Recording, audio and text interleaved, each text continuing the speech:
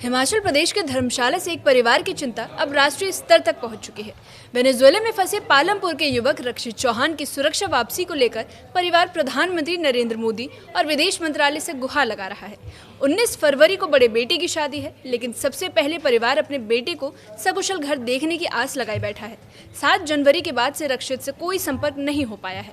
अब पूरे मामले में जहाज के सीज होने और अमेरिकी अधिकारियों के अंदर होने की बात सामने आ रही है।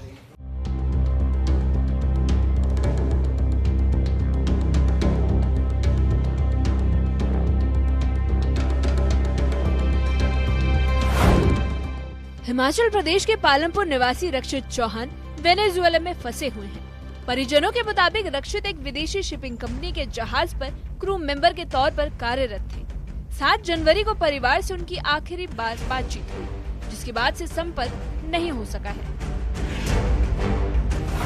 परिवार का कहना है कि आखिरी बातचीत के दौरान रक्षित ने बताया था कि वो ऐसे क्षेत्र में रहेगा जहां नेटवर्क की समस्या हो सकती है। इसके बाद से उसका मोबाइल फोन बंद आ रहा है।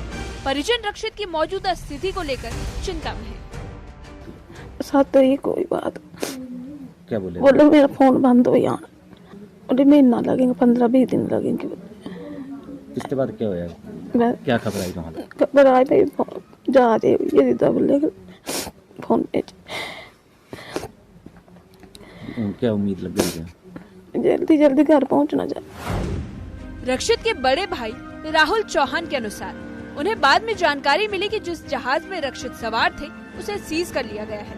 परिवार को बताया गया है कि ये जहाज फिलहाल यूएस अधिकारियों के अधीन है। इसी जहाज पर केरला और गोवा के 2 अन्य भारतीय नागरिक भी क्रू मेंबर बताए जा रहे हैं। अगस्त 25 में वो इस बार सेलिंग में गया था। देन रेगुलर उनसे बात होती रहती थी।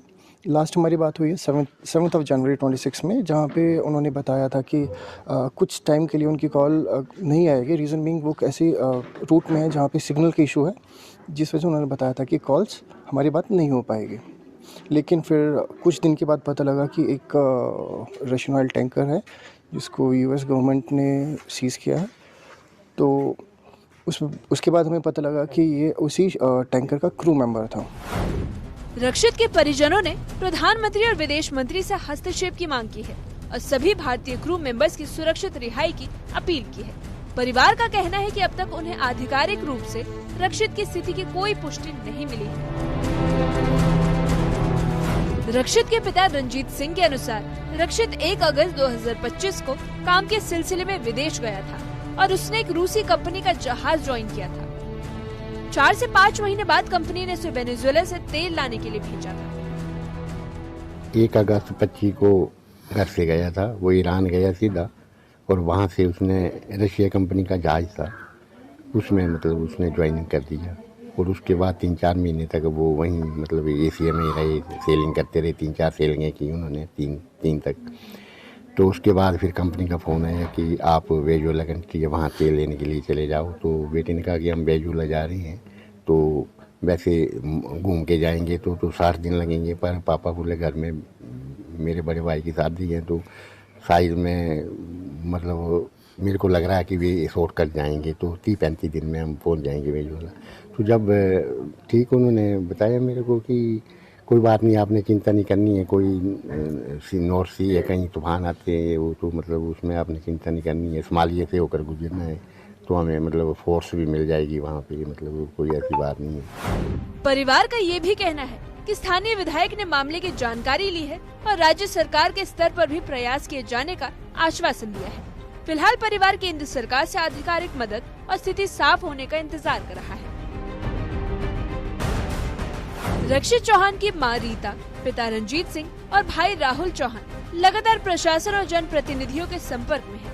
विधायक और राज्य सरकार ने मदद का भरोसा दिया है, लेकिन परिवार की मांग साफ है। कूटनीतिक स्तर पर हस्तक्षेप कर सभी भारतीयों को जल्द से जल्द सुरक्षित स्वदेश लाया जाए। न्यूज़ 18 के लिए धर्मशाला से विचित्र शर्मा की रिपोर्ट।